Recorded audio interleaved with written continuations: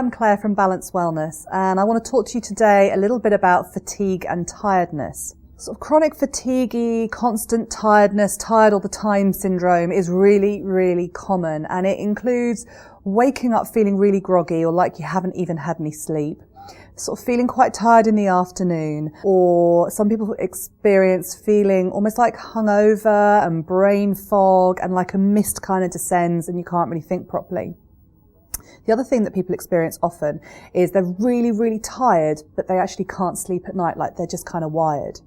So what's going on? Chronic fatigue and tiredness can come from a variety of different places. And as a health practitioner, the first things that I'd be checking, first of all, is food intolerances, particularly for feeling tired, kind of, the after lunch or an hour or so after you've eaten. That would really indicate that you possibly have some food intolerances.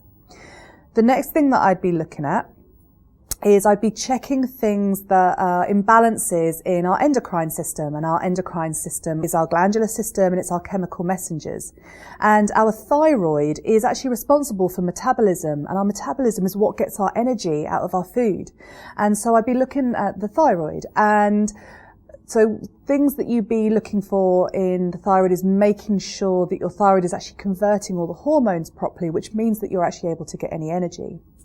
The third place to be inquiring about is the adrenals. So our adrenal glands, again, are part of the endocrine, and they pump out cortisol and adrenaline.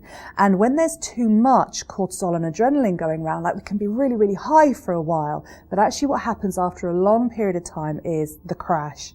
And our adrenal glands end up on the floor, absolutely exhausted and not able to do anything or pump out more adrenaline. And so long-term tiredness can come from this kind of place.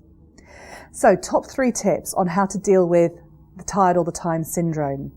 The first is to look at supplementing with something like a vitamin B and a vitamin C. So vitamin Bs can really help us with our energy metabolism.